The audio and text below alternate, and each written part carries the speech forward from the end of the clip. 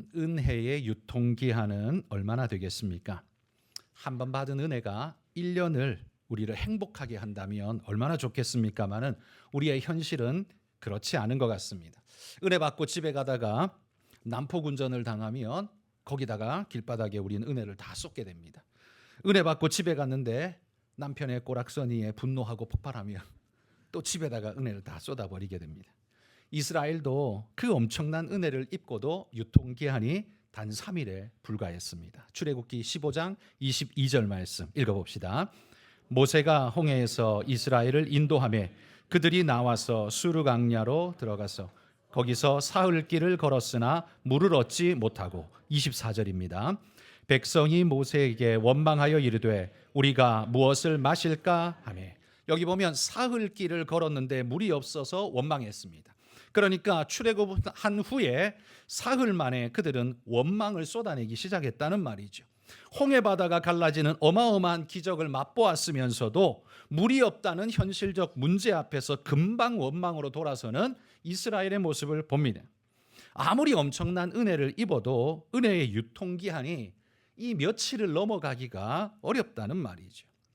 마실 물이 없으니 불평하는 것이 당연하지 않느냐라고 우리는 그렇게 생각할 수 있습니다. 그러나 여러분, 마실 물이 없으니 불평한다, 이게 단순한 논리이지만 사실 그리스도인에게는 이 사이에 무엇이 필요합니다. 그러니까 문제가 생겼을 때 즉시로 불평하는 게 아니라 우리는 그 사이에 한 단계가 더 필요한 거죠. 뭐냐면 기도하는 것입니다. 그러니까 문제를 만날 때 본능적 반응으로 불평하기보다 문제를 만날 때 먼저 하나님 앞에 기도하고 묻는 일이 먼저 된다면 우리의 불평을 얼마나 많이 줄일 수 있을까요? 만약에 이스라엘 백성들이 모세에게 이 3일 동안 물을 못 만난 이 어려움의 순간에 모세에게 이렇게 말했다면 어땠을까요? 하나님께서 홍해도 가르셨는데 우리에게 물을 주시지 않겠습니까? 우리는 그렇게 믿습니다. 그러니 당신께서 하나님께 구하여 물을 달라고 기도를 좀 해주십시오 라고 이렇게 요청했더라면 하나님이 물을 안 주셨을까요? 분명히 주셨을 겁니다. 불평이 아니라 하나님의 선한 방법으로 은혜를 베푸셨을 겁니다. 여기 그들이 만난 물이 없음이라는 문제는 이건 죄도 아니고 그렇다고 은혜도 아닙니다. 물이 없는 건 그들의 삶에 주어진 하나의 현상일 뿐입니다. 이건 있을 수 있는 일이죠. 현상일 뿐이에요. 그러나 이 객관적인 문제를 우리가 어떤 주관적인 반응을 보이느냐가 이 사건의 성격이 달라지기 시작한다는 겁니다. 물이 없는 일은 이거는 죄도 아니고 악도 아니에요. 그러나 이 물이 없는 이 상황을 내가 죄로 반응하면 이 상황이 죄로 가고 내가 은혜로 반응하면 그 사건이 은혜로 갈 수도 있다는 말입니다.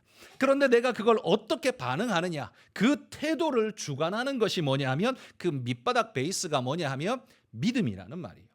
하나님을 믿는 신앙함으로 그 문제를 만날 때 불평이 아니라 기도로 먼저 간다면 이것은 바로 믿음으로 가는 길이 될 것이고, 믿음이 없어서 하나님을 생각지도 못하고 불평으로 바로 간다면 그것은 원망이 되고 하나님 앞에 죄가 될 수 있을 겁니다. 3일 만에 생겨난 그들의 문제, 물이었습니다. 그런데 오늘 본문 16장은요, 두 번째 문제가 그들에게 닥쳤습니다. 바로 먹는 문제, 떡의 문제가 발생한 거죠. 여러분, 성경 3절을 한번 눈으로 한번 보십시오. 거기 보면 이렇게 그들이 말합니다. 애굽 땅에서는 우리가 고기 가마 곁에 있을 때 떡을 배불리 먹었었는데 이 광야에는 아무것도 없네? 지금 이렇게 말하고 있습니다. 그런데 여러분, 이 말이 단순한 현상을 이야기하는 객관적 이야기가 아니라 이 말이 그 뒤에 어마어마한 영적인 의미가 또 들어 있습니다. 이런 거죠. 애굽 땅에서는 고기 가마 곁에서 배불리 먹었는데 이 말은 뭐예요? 바로가 그래도 우리한테 은혜와 자비를 베풀었는데, 그런데 광야에 나왔더니만 하나님이 아무것도 안 주시네, 하나님은 무자비하시네 라는 이야기가 돼버리는 겁니다. 이게 원망인 거죠. 마치 바로는 되게 은혜롭고 자비로운 존재고 하나님은 되게 무자비한 존재인 것처럼 그들이 지금 이렇게 원망하고 있다는 겁니다. 이스라엘이 출애굽한 지 지금 딱 한 달 되었습니다. 둘째 달 15일이라고 말하죠. 첫째 달 14일이 6월절이었고 그걸 지나고 바로 출발했으니까 그들은 지금 출애굽한 지 딱 한 달 되었을 때입니다. 그러니까 한 달 동안 그들은 가지고 나온 양식을 아껴서 먹었을 겁니다. 그 양식을 뭐 얼마나 가져왔을까요? 그런데 한 달이나 유지했다는 것, 버텼다는 건 제가 볼 때 참 아껴 먹고 대단했다라고 생각합니다. 그러나 여러분, 이 과거 애굽에서는요, 그들이 먹는 것 가지고는 이렇게 고통하지 않았다라고 그들은 생각하는 거죠. 왜요? 노동을 하면 그래도 밥은 나왔거든요. 먹어야 노동을 할 수 있으니까 그들은 강제 노동은 시켰지만 그래도 먹을 건 줬거든요. 비록 배불리 먹지는 못했을지 모르나 적어도 먹는 것 때문에 걱정하지는 않았습니다. 그래서 그들의 불평은 지금 어디로 치달아 오르냐면 애굽이 좋았다라는 말도 안 되는 소리로 지금 치달아가는 것을 봅니다. 애굽이 좋았다. 진짜 좋았습니까? 아닙니다. 결단코 좋지 않았습니다. 지금 그들이 이 불평의 문제를 놓고서 마치 애굽이 좋았던 파라다이스 같은 생각을 하고 있지만 그들이 예전에 뭐라고 했는지 아십니까? 출애굽기 2장 23절입니다. 같이 읽어봅시다. 여러 해 후에 애굽 왕은 죽었고 이스라엘 자손은 고된 노동으로 말미암아 탄식하며 부르짖으니 그 고된 노동으로 말미암아 부르짖는 소리가 하나님께 상달된지라. 그들이 뭘 했다고요? 탄식했다고요. 탄식했다고. 그러니까 지금은 불평 수준이지만 그때는 뭐 했어요? 불평 정도가 아니었어요. 탄식했어요. 이 탄식은 불평보다 몇 단계나 수위 높은 고통에 나오는 것이죠. 거의 뭐 입에서 단내가 날 정도로 고통 속에서 부르짖었던 거예요. 여러분, 경상도 사투리 중에 쇠가 빠지다라는 말이 있잖아요. 쇠가 빠지다. 여기서 쇠라는 건 이 혓바닥을 말하는 거예요. 혓바닥이 쑥 빠질 만큼 너무 힘들고 어렵다는 표현을 쇠가 빠지다라는 표현을 씁니다. 애굽에서요, 이스라엘 백성들은 쇠가 빠지게 노동을 했어요. 그나마라도 먹을 게 나왔으니까 지금 먹을 게 없는 순간에는 그 고통은 잃어버리고 먹었었다라는 그 이야기만 가지고, 생각만 가지고 마치 괜찮은 것처럼 이야기하며 원망을 지금 쏟아내는 거예요. 여러분, 하나님께서 이스라엘의 이 고통과 탄식의 소리를 들으시면서 구원하시기는 하지만 하나님의 마음이 흔적처럼 오늘 본문에 나오고 있는데요. 네 구절 한번 읽어보겠습니다. 출애굽기 16장 7절입니다. 읽습니다. 아침에는 너희가 여호와의 영광을 보리니 이는 여호와께서 너희가 자기를 향하여 원망함을 들으셨습니다. 우리가 누구이기에 너희가 우리에게 대하여 원망하느냐. 8절입니다. 모세가 또 이르되 여호와께서 저녁에는 너희에게 고기를 주어 먹이시고 아침에는 떡으로 배불리시리니 이는 여호와께서 자기를 향하여 너희가 원망하는 그 말을 들으셨습니다. 우리가 누구냐? 너희의 원망은 우리를 향하여 함이 아니요 여호와를 향하여 함이로다. 9절입니다. 모세가 또 아론에게 이르되 이스라엘 자손의 온 회중에게 말하기를 여호와께 가까이 나오라. 여호와께서 너희의 원망함을 들으셨느니라 하라. 12절입니다. 내가 이스라엘 자손의 원망함을 들었노라. 그들에게 말하여 이르기를 너희가 해질 때에는 고기를 먹고 아침에는 떡으로 배부르리니 내가 여호와 너희의 하나님인 줄 알리라 하라 하시니라. 여기 네 구절의 공통 단어가 뭐예요? 원망하는 거였습니다. 그런데 이 원망이 그냥 그들의 원망 이야기로만 끝나지 않고 네 구절 전부 다 어떻게 표현하고 있냐면 원망함을 들으셨습니다. 너희가 원망하는 그 말을 들으셨습니다. 그러니까 네 번이나 하나님이 들으셨다는 사실을 강조합니다. 하나님은 우리의 불평과 원망을 들으십니다.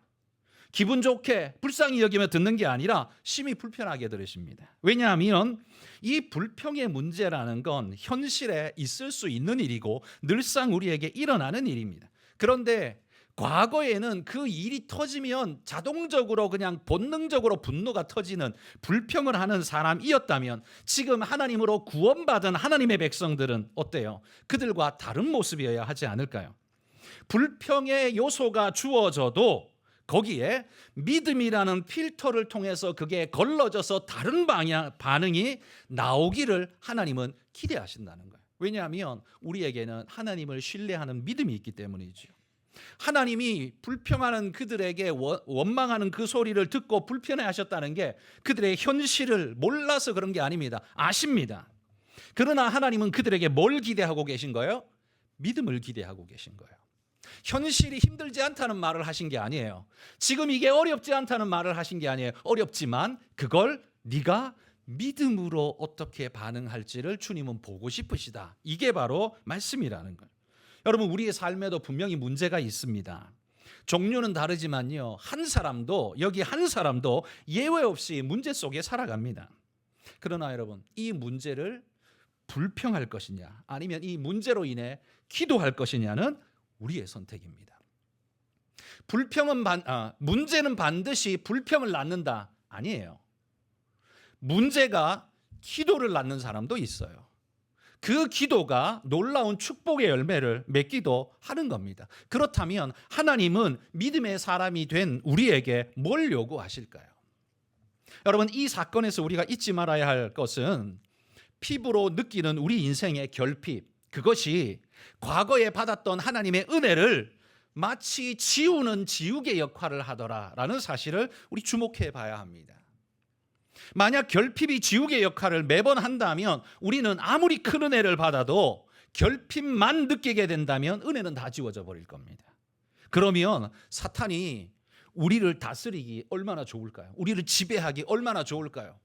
우리가 특별 부흥 집회에 가서 은혜를 잔뜩 받았습니다. 눈물을 흘리며 찬양하며 손을 높이 들고 하나님 앞에 기도하면서 은혜 받고 왔습니다. 이 마귀가 큰일 났습니다. 제가 엄청 은혜 받고 왔는데 어떡하죠?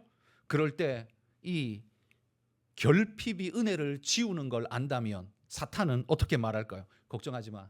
아무리 지가 날뛰어봐야 내일 결핍 한 번만 보내면 다 끝나. 다 지워져. 걱정하지 마. 그러겠죠.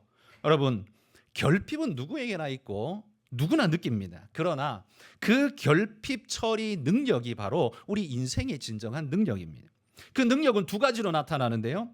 자기 능력으로 극복할 수 있다면 극복하던가. 이게 보편적이죠. 하던가. 그런데 우리에게 다가오는 결핍은 항상 우리가 극복할 만한 것으로 오는 것은 아닙니다. 대부분 극복할 수 있을 만한 걸로 오지만 그 초월하는 것도 옵니다. 그럴 때는 어떻게 해야 됩니까? 그때는 불편하지만 더 중요한 것이 무엇인가를 기억해야 합니다. 결핍이라는 문제에만 함몰되지 말고 더 중요한 것, 하나님께서 나를 지키시고 이끄신다. 이 결핍의 문제도 하나님이 넘어가게 하실 것이다라는 믿음의 기대를 가지고 오늘을 이겨내야 한다는 말이죠. 이렇게 우리는 두 가지로 극복할 수 있습니다. 여러분, 이스라엘의 결핍 증상은 광야 때문에 온 것이긴 합니다. 그러나 광야만이 그 문제의 전부는 아닙니다. 물론 광야가 그 주요한 원인을 제공한 것은 사실이지만 광야의 부족이 가져다준 결핍보다 더 큰 문제가 뭐냐 하면 애굽 생활 방식을 고수하기 때문에 발생하는 결핍 증상이 사실 우리에게 더 큰 문제입니다. 여러분, 광야는요 원래 물이 없는 곳 아닙니까? 애굽에서는요 나가면 나일강에서 물 떠먹을 수 있었습니다. 그리고 나일강에서 흘러 지류로 빠져나가는 물들이 우물로 그들에게 주어질 수 있습니다. 어디 가서도 물을 마실 수 있어요. 나가면 물을 찾아요. 그렇지만 광야는 어디 간다고 물을 찾을 수 있는 게 아닙니다. 어디 간다고 먹을 게 나오는 게 아니에요. 그게 광야잖아요. 그러면 광야에 들어왔으면 아무 데서나 물이 나오지 않는다는 걸 알고 하나님 앞에 구하며 가야 하는데 그게 아니라 어디 가서도 여기 가도 물이 없고 저기도 물이 없네? 옛날에는 나왔었는데 이런 생각에 사로잡혀 있으니까 그 다음에 나올 게 불평밖에 없더라는 말입니다. 광야에서 냉장고를 찾고 광야에서 빙수를 찾으면 이게 가당키나 한 일입니까? 그러면 여러분, 이 애굽의 생활 방식이란 무엇이겠습니까? 애굽의 생활 방식의 특징은 미리 쌓아두는 방식입니다. 대표적인 것이 바로 애굽의 곡식 창고이죠. 이스라엘이 애굽에 정착할 수 있었던 것도 요셉이 애굽의 곡식 창고를 채워줬기 때문에 총리가 되고 그 자리에 머물 수 있었습니다. 여러분, 한 곳에 정주하여 살아가는 정착민들에게는요 저장된 곡식이 있어야 1년의 삶을 보장받을 수 있죠. 애굽의 삶은 그런 삶입니다. 그러니까 그게 잘못됐다는 말이 아니라 애굽에서는 그렇게 살 수밖에 없어요. 그러나 여러분, 광야의 생활 방식은 어떨까요? 광야의 생활 방식은 쌓아둘 것도 없고 쌓아둘 곳도 없습니다. 왜 그렇습니까? 광야는 지금 매일 이동해야 합니다. 근데 어디다 쌓아둡니까? 매일 이동해야 되는데 광야에는 농사도 못 짓고 나무도 심지 못합니다. 그러니 그들이 쌓아둘 곡식, 쌓아둘 것이 뭐가 있겠습니까? 그러니 광야를 살고 있는 이스라엘은요, 빨리 애굽의 생활 방식을 버려야 합니다. 그리고 이 광야의 방식을 적응해야 합니다. 애굽의 생활 방식의 기초가 뭡니까? 내가 힘써 노력하여서 눈에 보이는 물질들, 곡식들을 쌓아서 내일의 나를 보장하는 것, 이게 애굽의 생활 방식이에요. 이거 어떻게 보면 굉장히 합리적이고 또 인생의 견적이 나오는 안전한 방식이죠. 그러나 광야 방식은 어떻습니까? 광야의 생활 방식은 견적이 안 나오는 방식입니다. 내일 무슨 일이 일어날지 알지 못합니다. 당장 모래바람이 불어서 나를 집어삼킬지 어떨지도 알지 못하는 것입니다. 자기를 믿을 것도 없고 믿을 수도 없는 곳, 거기가 광야이죠. 광야 앞에 초라한 자기 자신을, 아무것도 아닌 자기 자신을 느끼면서 살아가는 곳, 거기가 광야 아닙니까? 그러다 보니 이 광야의 특징은 하나님 없이는 안 되는 곳, 하나님 없이는 살 수 없는 곳, 거기가 광야예요. 그걸 인식하고 그걸 인정하고 그렇게 살아가는 것을 훈련해야 합니다. 이게 광야의 생활 방식이라는 말이에요. 그런데 이스라엘이 광야를 몇 년 살았습니까? 40년을 살았죠. 40년 살았습니다. 비록 그들의 허물과 죄 때문에 이게 40년으로 늘어나 버린 것이 문제이기는 하지만 하나님은 그들에게 40년을 언도하시면서도 그들의 40년이 낭비되게 하지 않으셨습니다. 그 40년 동안 뭘 훈련하셨냐면 하나님 백성의 삶의 방식을 훈련시키셨습니다. 그래서 가나안 땅에 들어갔을 때 우리가 어떻게 살 것인가를 40년 동안 훈련하도록 만드셨다라는 말이죠. 그게 광야의 가치이고 의미입니다. 여러분, 하나님은 오늘 본문에 돌아가 보면 불평하고 있는, 먹을 게 없다라고 말하는 그들에게 뭘 약속하고 있습니까? 16장 8절 말씀 다시 한번 우리 자막에 읽어보겠습니다. 모세가 또 이르되 여호와께서 저녁에는 너희에게 고기를 주어 먹이시고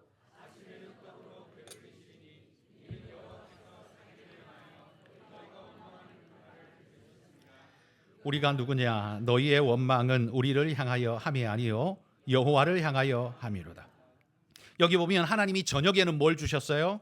고기를 주시고 아침에는 떡을 주시고 만나를 주셨습니다. 광야는 땅에서 먹을 게 나지도 않고 자기들 안에 가지고 있는 것도 없습니다. 그러니 오직 하늘밖에는 바라볼 것이 없는 인생, 그게 광야의 생활이었어요. 그런데 하나님이 그 하늘로서 그들의 삶을 채워주겠다고 지금 약속하는 겁니다. 만나를 통해서 너희 40년을 내가 보장하고 지키마라고 지금 약속하는 거예요. 그런데 이 만나를 약속하면서요, 하나님이 한 가지 조건을 그들에게 걸고 있습니다. 뭐냐면 너희들이 이 만나를 거둘 때 하루 분량만큼만 거두라라고 명령하십니다. 하루 분량만큼만. 하나님이 딱 자로 잰 듯이 1인분만큼만 해서 너 200만 명이지 내가 200만 인분만 내가 줄 거야. 그게 아니에요. 하나님은 더 많이 주셨어요. 그렇다면 누군가는 아마 이렇게 교활한 생각을 할 겁니다. 야, 뭐 하루에 하나만 해. 그냥 가서 이틀치 3일치 그냥 벅벅 끌고 와가지고 내일은 안 나가고 좀 쉬면서 그냥 내일 거 먹으면 되잖아. 이렇게 생각하는 사람이 있겠죠. 성경에 보시면 그런 사람이 있어요. 있는데 이 사람이요, 오늘 가지고 온 거를 내일 먹으려고 보니까 어떻게 됐대요? 썩어버렸습니다. 벌레가 먹고 썩었다라고 성경이 이야기합니다. 그러니까 만나는 더 거둘 수는 있지만 거둬봐야 저장이 불가능한 음식이 그게 만나라는 거예요. 유통기한이 딱 하루밖에 안 된다는 소리예요. 그러니까 하나님이 만나를 왜 이렇게 만드셨을까요? 왜 유통기한이 이렇게 짧게 하셨을까요? 만나가 엄청 신선해서 그럴까요? 그게 아니라요, 하나님은 미리 쌓아두는 애굽의 방식을 그들의 몸에서 아예 삭제시키기를 원하시는 겁니다. 이스라엘 안에 철저히 물들어 있는 저장의 방식, 자기를 위해서 자기가 내일을 준비하는 방식, 하나님을 믿고 그분께 맡기는 게 아니라 그게 훈련 안 돼 있어서 자꾸만 자기 생각으로 자기 거를 쌓는 방식, 이 방식을 하지 못하도록 아예 만나는 하루 용도로만 하나님 만들어 놓으셨다라는 말이죠. 이게 왜 필요하겠습니까? 왜냐하면요, 이들이 광야만 살 게 아니라 궁극적으로 어디에 가서 살게 돼요? 가나안 땅에 가서 살 것 아닙니까? 그러면 그때에 똑같이 애굽에 살던 미리 쌓아두는 방식으로 똑같이 살게 된다면, 그러면 여러분, 하나님이 굳이 그들을 출애굽시킨 이유가 뭘까요? 애굽에서 가나안으로 장소만 이동시킨 것이 전부라면, 그런데 가나안에 사는 저 백성들이 애굽하고 똑같이 산다면 하나님이 굳이 그런 홍해를 가르고 만나를 내리며 기적의 역사를 베풀면서 굳이 그들을 데리고 올 이유가 뭐겠습니까? 뿐만 아니라 그들이 가나안 땅에 가서 미리 쌓아두는 방식, 애굽 방식으로 산다면 애굽 방식의 특징이 그거죠. 자기가 자기 먹을 걸 쌓아서 하나님 믿음이라는 게 작용할 필요가 없는 그런 생활 방식, 그게 애굽 방식이에요. 만약에 가나안 땅에서도 그들이 그렇게 산다면 하나님은 필요 없게 될 것이며, 자신들이 그 모든 걸 주장하고 생각하는, 지배하는, 그럴 수 있는 인생이라고 착각하게 되지 않겠습니까? 그렇게 되면 하나님이 그들의 삶의 주인이 되는 게 아니라 그냥 옵션으로 전락하게 될 것입니다. 그렇다면 하나님의 출애굽은 다 헛수고가 될 것입니다. 장소만 바뀌었을 뿐 아무 의미 없는 일이 되고 말 것이라는 말이에요. 그래서 하나님이 이 광야의 시간을 통해서 바라시는 게 뭐예요? 하나님의 백성이 어디를 살든, 그게 애굽이든 광야이든 가나안이든 상관없이 그 하나님의 백성들은 미리 쌓아두는 방식이 필요한 세상을 살겠지만, 그러나 그럼에도 불구하고, 너희가 그런 세상을 살지만 그럼에도 불구하고 하나님을 의지하며 하나님을 기대하고 살아가는, 하나님께 맡기며 살아가는 그런 하나님의 백성들이 되라고 하나님이 이 훈련을 시키시는 것 아니겠습니까? 그래야 하나님의 살아계심이 그들의 모습을 통해 드러나고 그 주변에 있는 백성들이 이스라엘을 보면서 하나님의 영광을 노래하게 될 것 아닙니까? 여러분, 우리가 이 땅을 산다고 이 땅의 방식이 우리 방식이 되시면 안 됩니다. 이 땅 애굽이, 우리가 이 애굽에 산다고 우리가 애굽 방식으로 살면 안 된다는 말이에요. 그게 하나님이 원하는 방식이 아니에요. 애굽 방식이 뭐라 그랬어요? 하나님이 필요 없는 방식, 믿음이 필요 없는 방식이라 그랬습니다. 자기가 쌓고 자기가 채우는 방식, 하나님이 역사할 필요가 없는 방식. 하나님은 우리가 그렇게 살길 바랄까요? 아니라는 겁니다. 우리는 오늘 어떻게 살고 있습니까? 우리는 하나님 앞에 하나님을 믿는다고도 말하면서 우리의 기도를 보면, 하나님, 나는 하나님이 주신 일용할 양식 하루치만 거두겠습니다. 그리고 내일 주실 줄 믿습니다. 그거보다는 우리는 어떻게 해요? 하나님, 내가 저축한 게 좀 남들보다 모자란데 더 쌓게 해주십시오. 더 주십시오. 더 넓은 거 주십시오. 더 큰 거 주십시오. 라고 우리는 늘 기도하지 않습니까? 우리가 하나님을 필요로 하는 이유가 가만히 따지고 보면 더 많은 것을 쌓을 수 있기를 바라는 기도 제목으로 충만하지 않나요? 여러분, 그게 우리가 하나님을 기대하는 전부라면 하나님은 우리를 떠나실 겁니다. 왜냐하면 애굽의 방식에는 하나님이 필요 없거든요. 하나님을 믿지도 않거든요. 인정하지도 않거든요. 하나님이 거기 계실 일이 없습니다. 그건 하나님의 방식도 아니며 하나님이 원하시는 것도 아니기 때문입니다. 여러분, 우리 스스로를 한번 돌아봅시다. 하나님이 여러분 삶의 보조자인가 아니면 주인인가, 여러분 한번 돌아봅시다. 이걸 명확히 하는 게 신앙이에요. 신앙은 그냥 교회 오는 게 아닙니다. 교회 오는 건 그냥 교회 생활로도 얼마든지 가능합니다. 신앙 없어도 가능해요. 어릴 때부터 교회 다녔으니까 그냥 나 교회 오면 친구도 있고 뭐도 하고 그냥 뭐 일도 하고 저것도 하고 노래도 하고 찬양 뭐 봉사도 하고 뭐도 하고 의미 있어. 의미 있죠. 근데 그게 신앙이 되진 않습니다. 나는 애굽에서 하나님께 예배 한번 드려주는 사람, 혹시 그런 사람 아닙니까? 애굽에 살며 애굽 방식으로 살고 애굽이 시키는 대로 그대로 하면서 그냥 잠깐 교회 와서 하나님께 예배 잠깐 드려주고 다시 애굽으로 돌아가는 사람. 하나님이 출애굽시킬 때 바로가 계속 뭘 강조했습니까? 야, 예배를 꼭 광야 가서 해야 돼? 애굽 여기서 드려. 그게 바로의 말 아니었습니다. 여러분, 우리는 출애굽해야 됩니다. 애굽 방식으로 살면 안 됩니다. 애굽이 원하는 대로 그 방식, 그 스타일대로 살면서 잠깐 교회 갔다 오는 거, 그거 아닙니다. 하나님이 우리에게 원하시는 건 하나님과 함께 광야를 통과하는 겁니다. 광야를 함께 살아가는 겁니다. 그래서 하나님이 우리를 출애굽시키셨고, 그리고 광야의 만나를 우리에게 선물로 주신 겁니다. 여러분, 여기서 우리가 한 가지 더 생각해 볼 게 있는데요. 모든 매일매일마다 하루치씩 거두라고 했는데요. 안식일 전날에는 이틀치를 거두라고 이야기합니다. 왜 이틀치를 거둡니까? 아니, 만나는 하루만 지나도 썩지 않나요? 아니, 썩는다 그래 놓고 이틀치 거르면 그럼 그 다음날 썩을 거 아니에요. 그런데 안식일 날만큼은 썩지 않게 하나님이 특별히 예외 규정을 주셨습니다. 안식일 전날에는 이틀치를 거두고 안식일 날에는 그 썩지 않게 하셔서 그것을 먹을 수 있도록 하나님이 그들에게 조치하셨다는 거예요. 그런데 이것도 사실 가만히 따져보면 어차피 이틀치, 이것도 역시 쌓는 거 아닙니까? 이것도 역시 애굽 방식 아니에요? 라고 질문할 수 있습니다. 그런데 이 두 가지는 엄연히 다릅니다. 왜 다르냐면요, 애굽인들이 쌓는 목적이 뭡니까? 그건 내일이 불안정하기 때문에 내일까지도 나의 통제 아래 두기 위해서 안전장치로 쌓아두는 어떤 것, 이게 애굽 방식이죠. 애굽이 쌓는 목적이 그겁니다. 내일도 나의 통제 아래 있도록 하는 것, 이게 애굽 방식이에요. 그런데 안식일에 이틀치를 거둘 수 있게 하신 것, 안식일 전날은 이틀치를 거두게 한 건 많이 모아야 된다는 의미에서가 아닙니다. 내일 안식일을 하나님께 온전히 드리기 위해서 다른 노동, 다른 일 안 해도 오직 하나님께 온전하게 드릴 수 있도록 하기 위해서 안식일 전날은 이틀치를 줬다는 거예요. 목적이 완전히 다르죠. 애굽 방식의 목적은 자기를 위하고 자기의 안전장치를 자기가 취한다는 강력한 특징이 있지만, 안식일을 위해 이틀치를 주는 것, 오직 하나님을 위해서 하나님께 예배하기 위해서 주시는 이틀치라는 말이에요. 안식일을 나를 위해 쓰지 않기 위해서 전날에 하나님이 2배의 은혜를 주신다는 사실을 믿는 겁니다. 이게 안식일의 특징이죠.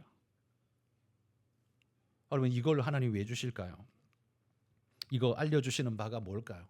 여러분, 이 안식일 전날 이틀치를 주시면서 이것으로 우리로 예배하게 하신 이 모습을 보면서 저는 두 가지 우리는 사실을 기억해야 한다 생각합니다. 첫 번째는 안식일은 먹는 것보다 중하다는 사실을 우리에게 알려줍니다. 하나님의 이런 조치, 야, 안식일 전날은 이틀치 거둬, 안식일 날은 절대 썩지 않게 내가 해줄 거야, 이런 조치는요, 한마디로 말해 이겁니다. 내가 너의 먹을 것을 책임질 테니 너는 안식일을 온전히 나와 함께 지내자. 이게 바로 그 명령이라는 말이에요. 내가 너의 안식일, 뭘 먹지? 그날은 그래도 뭐 하지? 먹을 것을 내가 책임져 줄 테니 너는 안식일에 나와 함께 지내라. 이걸 예수님의 표현으로 바꾸면 이런 거지요. 사람이 떡으로만 살 것이 아니요 하나님의 입으로부터 나오는 모든 말씀으로 살 것이니라. 먹는 게 메인이 아니라는 겁니다. 여러분, 먹는 것은 내가 책임질 테니 안식일에 너는 나와 함께 하자. 자, 이 둘 중에 하나님의 포커스가 어디 있을까요? 하나님 뭘 더 중하게 여기세요? 내가 너 먹일게 이겁니까? 아니면 나와 함께 하자 이겁니까? 나와 함께 하자는 거예요. 나와 함께 하기 위해서 하나님이 보장해 주는 게 뭐예요? 안식일 날 먹을 수 있도록 내가 지켜줄게 라는 약속인 겁니다. 그러니까 먹는 게 메인이 아니에요. 주님과 함께 하는 게 이게 메인입니다. 주님이 제자들을 12제자를 부르셨을 때 성경에 보면 마태복음에 그들을 부른 목적을 이렇게 이야기합니다. 이에 12를 세우셨으니 이는 자기와 함께 있게 하시고, 이렇게 표현합니다. 제자의 제일 중요한 목적은요, 주님과 함께 있으면서 그분을 보고 그분을 듣고 그분을 묵상하는 것입니다. 그러니 여러분, 안식일의 가장 중요한 목적은 뭐예요? 움직이지 말고 절대 일하지 말고, 이게 아닙니다. 하나님을 보고 하나님을 듣고 하나님을 묵상하는 겁니다. 그래서 애굽의 생활 방식이 우리 안에 스물스물 올라오는 그것의 싹을 자르고 광야의 방식으로 나는 살겠습니다. 하나님이 내 삶을 책임진다는 걸 나는 믿습니다. 라고 선포하며 살아가는 삶, 그게 바로 안식일의 목적이라는 말이에요. 여러분, 오늘을 하나님이 예배하는 이 날을 하나님이 날 책임지실 거다라고 믿지 않는다면 어떻게 그날에 일하러 가지 않고 예배하러 갈 수 있습니까? 인간의 심성상 오늘 내가 일하러 가지 않으면 굶어 죽을 것 같다라는 불안과 두려움이 나를 집어삼키면, 하나님을 향한 믿음이 없으면 어떻게 예배하러 옵니까? 못 와요. 여러분들이 주일날 교회 안 오고 사업하러 가시면 분명히 돈은 더 벌게 될 겁니다. 6일 일하는 것보다, 요즘 뭐 5일 일하죠. 5일 일하는 것보다 그냥 토요일도 주일도 7일 일하는 게 돈 더 많이 벌지 않겠습니까? 그냥 가게를 오픈해서 7일 내도록 돌리시면 돈 더 벌지 않겠어요? 주일날 교회 안 나오고 사업하면 돈은 분명히 더 벌게 될 겁니다. 저는 이렇게 생각합니다. 마귀가 더 잘 벌게 도와줄 겁니다. 왜? 그래야 주일날 예배하러 가겠다는 생각을 안 하고 돈 벌겠다는 생각으로 예배를 멀리하고 거기에 매일 수 있죠. 그러니까 아마 마귀가 인센티브를 줄 거예요. 야, 너 주일날도 열면 내가 2배로 벌게 해줄게. 마귀의 인센티브가 막 들어가게 될 거예요. 그러나 여러분, 그리스도인은요, 돈을 더 벌고 하나님이 특별한 기적 같은 은혜로 여러분의 통장을 채워주고 더 많이 채워주고 그래서 주일을 지키는 게 아닙니다. 먹는 게 메인이 아니라 하나님과 함께 하는 게 메인이라는 사실을 나도 동의하고 믿고 그렇게 따라가는 사람, 그렇게 살겠노라 결단한 사람, 그게 그리스도인입니다. 그래서 그리스도인은요, 그런 애굽의 방식, 뭐예요? 나가서 벌면 더 벌려진다, 그 방식을 알면서도 거절하고, 광야의 삶의 방식, 하나님이 내가 만나를 이틀씩 거둘 수도 있고 3일치 거둘 수도 있지만 하루치만 거두고 내일 하나님이 책임지신다는 걸 믿고 하루치에 멈출 수 있는 믿음의 결단, 이게 그리스도인이 가져야 할 믿음의 모습이라는 말이에요. 여러분, 이런 그리스도인의 삶을 두고 성공과 실패로 구분하신다면 유분리로 뭐가 유리하고 뭐가 불리하네 이런 걸로 해석하려 하지 마십시오. 왜냐하면 그 해석 자체의 근거가 어디 있냐면 애굽식 측량 방식이거든요. 성공은 뭐예요? 돈 더 벌면 성공이잖아요. 돈 잃으면 그 실패잖아요. 못 벌면 실패잖아요. 뭐가 유리해요? 돈 더 벌고 기회가 더 주어지고 내가 뭘 더 할 수 있으면 그게 유리하잖아요.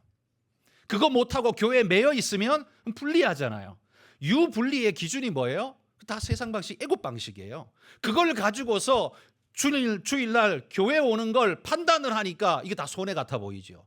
이게 다 이상해 보이죠. 이게 다 마이너스 같아 보이죠. 애굽 방식으로 이걸 판단하려고 하니까 맨날 그런 식으로 해석이 될 수밖에 없죠. 그러나 하나님은 그렇게 하지 않으신다는 거예요. 하나님은 만나를 이틀치 거두라. 내일 내가 너의 삶을 책임지마. 하나님이 그렇게 우리에게 약속하고 계시며 그걸 믿음으로 결단하는 거예요. 우리가 주일 지키는 건 5일 일하는 사람보다, 아니 7일 일하는 사람보다 우리가 하나님 앞에 주일을 지키고 이 주일을 하나님 말씀 앞에 지켜갈 때 돈 더 많이 벌게 하신다, 이걸 믿는 게 아니에요. 그걸 믿는 게 아닙니다. 하나님이 나를 지키시고 보호하신다, 그걸 믿는 거예요. 그리고 돈을 얼마 더 버는 것보다 하나님과 함께하는 것이 훨씬 더 내 영혼의, 내 인생의 복이다, 축복이다라는 사실을 인정하는 거예요. 그게 그리스도인이라는 말입니다. 여러분, 돈을 더 벌고 덜 벌고 가지고 유분리를 이야기하시면 애굽으로 사는 거예요. 그게 딱 애굽 방식이에요. 그렇게 계산하니까 교회 오는 게 맨날 마이너스 같아 보이는 거예요. 그런 계산법을 가지고 있으니까 교회 안 오죠. 안 올 수밖에 없는 거예요. 두 번째, 만나가 우리에게 가르쳐주는 두 번째 사실은 뭐냐 하면요, 신앙을 지킬 수 있는 조건을 하나님이 지켜주신다는 사실입니다.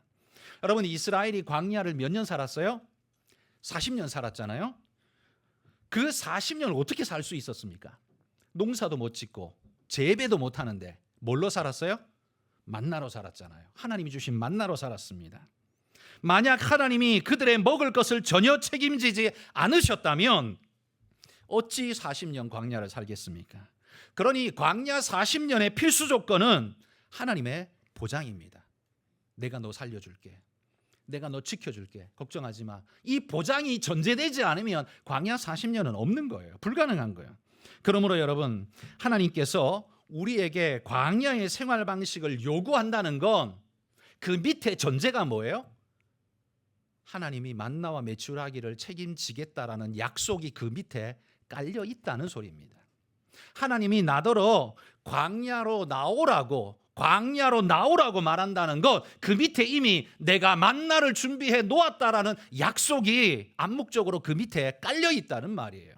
그리고 광야로 출애굽하는 사람들은 뭘 믿고 광야로 나가요? 그런 하나님을 나는 믿습니다. 그렇게 하고 발을 내딛는 거예요.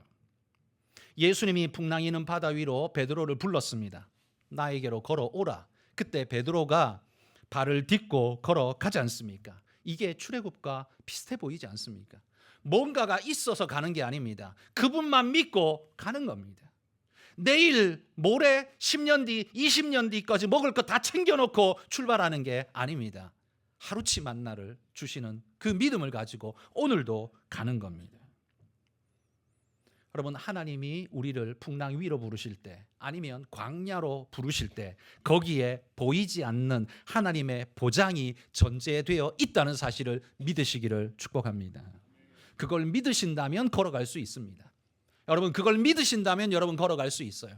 여러분, 하나님이 내가 주일날 장사 안 해도 하나님께서 나를 먹여 살리시고 내 삶을 더 복되게 하실 거라는 걸 믿는 사람은 할 수 있어. 예배 드려요. 그러나 그거 못 믿으면 어떻게 해요? 못하는 거죠. 못하는 거죠. 우리는 늘 하나님께 이렇게 이야기합니다. 하나님, 해주시면 이거 해주시면 내가 이거 하겠습니다. 하나님 앞에 우리는 늘 이렇게 말합니다. 그런데 하나님은 그런 우리에게 뭐라고 말하는 줄 아십니까? 네가 먼저 해보면 알 거다. 뭘 알아요? 내가 널 위해 이걸 다 준비했다는 걸 네가 해보면 알 거다. 우리가 하나님 앞에 요청하는 건 뭐예요? 해 주시면 하겠습니다. 이게 뭐예요? 안전장치를 깔아놓고 그 다음에 보장된 다음에 가겠다는 소리죠. 이게 뭐예요? 이게 애굽 방식입니다. 쌓는 방식이에요. 곡식 창고에 다 쌓아놓고 가겠다는 소리예요. 이게 항상 하나님 앞에 우리가 말하는 거예요. 아까도 말했지만 애굽 방식에는 믿음이 필요 없다 그랬습니다. 왜? 눈으로 확인된 거니까, 보증된 거니까 그거 하나님이 필요 없는 거예요. 하나님은 그런 방식으로 역사하지 않습니다. 그런 이들에게 하나님이 이렇게 말하는 거죠. 네가 해보면 알 것이다. 나와보면 알 것이다. 출애굽하기 전에 만나 상상이나 해봤습니까? 하늘에서 만나가 내릴 거라는 걸 꿈이나 꿔봤습니까? 아니요, 안 꿔봤어요. 그런데 나오니까 어떻게 해요? 하나님의 만나를 경험하게 되잖아요. 홍해가 갈라지는 걸 경험하게 되잖아요. 네가 해보면 알 것이다. 여러분, 우리가 하는 말 해주시면 하겠습니다. 이 말과 네가 해보면 알 것이다 라는 하나님 말씀 사이의 차이가 뭡니까? 우리는 믿음 없는 이야기를 하고 하나님은 믿음의 이야기를 하시는 겁니다. 믿지 못하기 때문에 우리는 늘 쌓아놓고 가려고, 안전을 내가 보장하고 내일도 내가 보장하고, 그리고 하나님께 내가 뭔가를 적선을 하듯이 하겠다라고 이야기하는 게 그게 우리 방식이에요. 그런데 하나님은 뭐라 그래요? 보장은 내가 해줄 테니, 보장은 내 안에 있으니 너는 나만 믿고 발을 내디디거라. 풍랑이는 바다 위로 발을 내디디거라 라고 약속하는 거예요. 그러므로 여러분, 진짜 신앙은 누구만 할 수 있습니까? 믿는 자만 할 수 있습니다. 흉내내는 자는 못합니다. 흉내내는 자는 믿는 자가 아닙니다. 여러분, 뭐 다른 교회도 다 마찬가지겠지만 우리 교회에서는 중직자를 뽑을 때, 특별히 장로를 뽑을 때 철저하게 11조를 봅니다. 이렇게 말하면 또 마음이 좀 삐딱하신 분들은 또 돈 내는 자만 장로 주네, 또 이렇게 생각하실지 몰라요. 돈 내는 자에게 장로를 주는 게 절대로 아닙니다. 뭐냐 하면 여러분, 11조 누가 할 수 있습니까? 하나님 믿지 않고 11조 할 수 있습니까? 절대 못합니다. 한 번쯤 감사헌금 3만 원? 아무나 할 수 있어요. 그렇죠? 그냥 한 번쯤 감사헌금 3만 원, 그건 누구나 할 수 있어요. 아무나 해요. 믿음 없어도 할 수 있어요. 내가 뭐 교회에서 이 교회에서 나 맨날 점심 얻어 먹는데 그래도 미안하니까 감사한금 좀 3만 원 좀 하지 뭐. 이거 할 수 있어요. 이건 누구나 해요. 그러나 매월 11조는요. 그런 마음으로 절대 못 합니다. 그렇잖아요. 수십만 원씩, 많은 사람은 수백만 원을 해야 되는데 그걸 어떤 사람이 그거를 할 수 있습니까? 누가 해요? 믿는 자만이 하는 겁니다. 그렇죠? 하나님이 나의 내일을 지키시고 하나님이 내 생명을 지키신다는 걸 믿는 자만이 그 믿음의 고백으로 하나님 앞에 11조를 할 수 있는 거예요. 그러니까 하나님이야 11조를 받든 안 받든 우리 속에 믿음이 있는지 없는지 다 알아요. 그런데 인간인 우리는 뭘 보고 그걸 판단합니까? 판단 못해요. 판단할 객관적 근거가 없어요. 믿음이라는 걸 판단할 근거가 우리에게 없어요. 그러니까 판단할 수 있는 가장 그래도 가능성 높은 건 뭐냐 하면 인간으로서는 믿음 없이는 못하는 그거를 그 사람이 하느냐? 그러면 그 사람 믿음이 있는 거라고 우리는 봐줄 수밖에 없는 것 아닙니까? 믿음 없어도 할 수 있는 거 하는 거, 그건 믿음의 판단 기준이 못 돼요. 있는지 없는지 알 수가 없어요. 그런데 믿음 없이는 절대 못하는 거, 그거를 그 사람이 진짜 하는가를 볼 때 그 사람은 진짜 믿음이 있군요 라고 말해줄 수밖에 없는 거예요. 이게 인간이라서 그래요. 하나님은 뭐 그런 기준 필요 없겠지만 인간이기 때문에 교회 입장에서는요, 우리 교회를 대표하는 그런 지도자를 뽑는데 아무나 막 세워요? 아무나 막 줘요? 그럴 수 없죠. 그거는 우리의 미래를 망치는 일인데, 교회를 망치는 일인데 그럴 수 없어요. 그러니까 우리는 고르고 또 골라야 됩니다. 뭘로 고를까요? 적어도 그 사람이 진짜 믿음의 사람인가? 하나님 앞에 하나님이 내일도 나의 만나를 책임지십니다. 비록 내가 오늘 손해보는 한이 있어도 나는 하나님 따라 믿음의 길 가겠습니다라고 결단하는 자만이 적어도 11조를 하지 않겠습니까? 저는 그렇게 믿습니다. 그래서 제가 인간인지라 판단할 근거가 딱히 마땅치 않고 이렇게라도 확인하고 싶은 거예요. 여러분, 믿고 맡기는 자와 자기를 위해 창고를 짓는 자, 애굽을 사는 자와 광야를 사는 자, 하나님은 마지막 때에 양과 염소를 분리하시겠다 이렇게 말씀하셨습니다. 여러분, 이 말에도 전제가 있습니다. 잘 생각해 보십시오. 양과 염소를 분리하겠다는 말은 지금 상태가 어떻다는 소리예요? 양과 염소가 섞여 있다는 소리입니다. 그렇죠? 그 나중에 분리하겠다는 거예요. 이런 말씀이 있습니다. 가만두어라. 가라지를 뽑다가 곡식까지 뽑을까 염려하노라. 이건 뭐예요? 가라지와 곡식이 지금 한 자리에 함께 박혀 있다는 소리예요. 둘 다 추수 때까지 함께 자라게 두라. 추수 때에 내가 추수꾼들에게 말하기를 가라지는 먼저 거두어 불사르게 단으로 묶고 곡식은 모아 곡간에 넣으라 하리라. 하나님이 마지막 때에는 반드시 뭐 한대요? 구분하시겠대요. 지금은 어때요? 지금은 그냥 혼재되어 있대요. 그냥 뒤섞여 있대요. 근데 내버려 둬라. 마지막 때에 내가 가르겠다라고 말씀하고 있다는 겁니다.